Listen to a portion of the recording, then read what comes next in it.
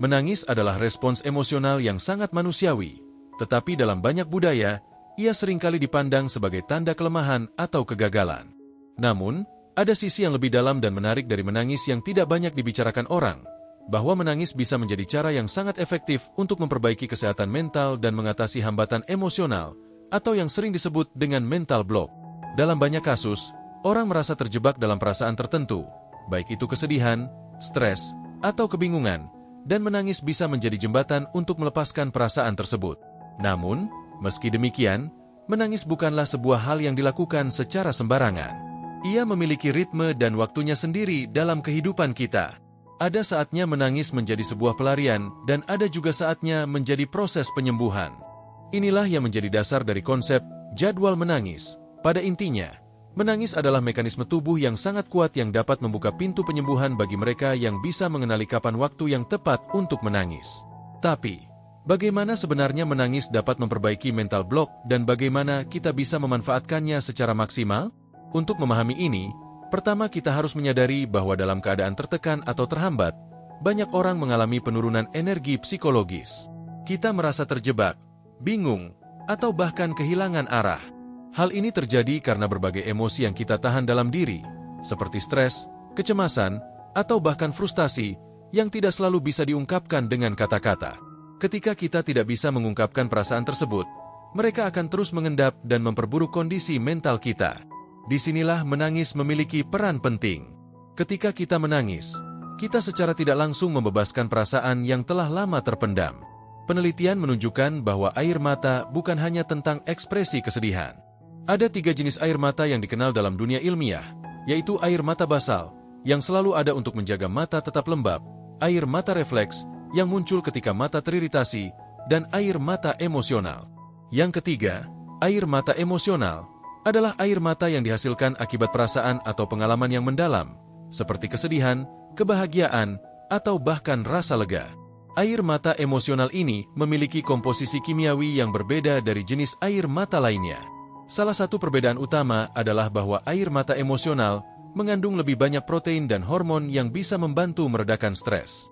Ini berarti bahwa menangis bisa secara fisik membantu tubuh kita merasa lebih baik setelah meluapkan perasaan yang telah terpendam.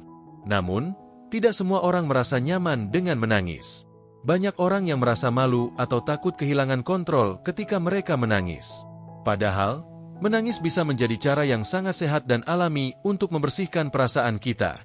Bahkan, banyak ahli psikologi yang menyarankan agar kita memberikan ruang untuk menangis ketika kita merasa tertekan atau berada dalam kondisi emosional yang berat. Menangis adalah cara tubuh kita untuk melakukan reset, mengurangi ketegangan, dan memberi ruang bagi emosi untuk keluar. Dengan cara ini, menangis bisa memperbaiki mental block yang sering kita hadapi. Bagaimana sebenarnya menangis dapat membantu kita melewati mental block? Ketika seseorang merasa terjebak dalam situasi tertentu, baik itu dalam pekerjaan, hubungan, atau bahkan dalam proses kreativitas, pikiran kita seringkali dipenuhi dengan berbagai jenis kecemasan dan ketakutan yang tidak terungkap. Pikiran yang terus berputar ini membuat kita merasa seperti berada dalam lingkaran setan yang sulit dihindari. Dengan menangis, kita memberikan kesempatan bagi tubuh untuk merespons secara alami terhadap tekanan emosional yang sedang kita rasakan. Dalam banyak kasus, setelah menangis, kita sering merasa lebih ringan, lebih jernih dalam berpikir, dan lebih siap untuk menghadapi tantangan yang ada di depan kita. Menangis juga dapat berfungsi sebagai mekanisme untuk meredakan emosi yang sangat kuat.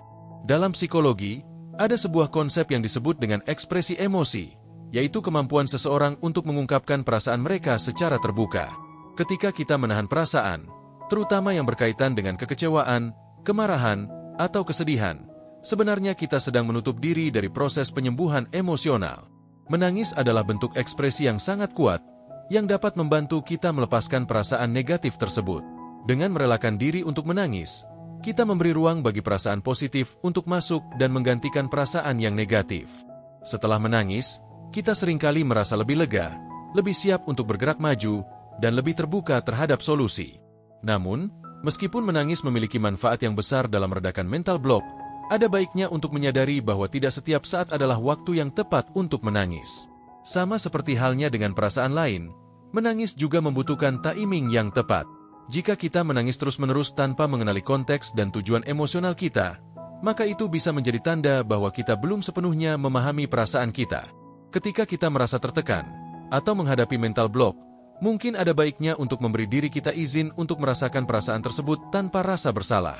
Itu adalah langkah pertama untuk membebaskan diri dari beban emosional yang menghalangi kita.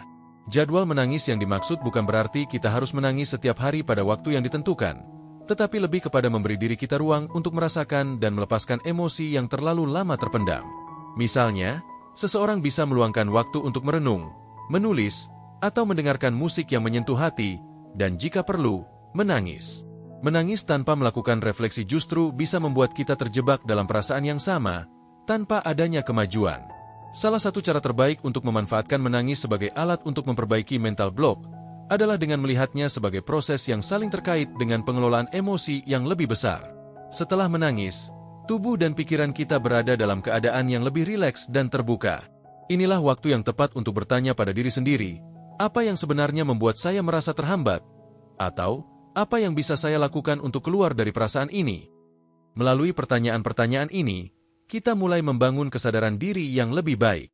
Dan dari kesadaran inilah, kita bisa menemukan jalan keluar dari mental block yang kita hadapi.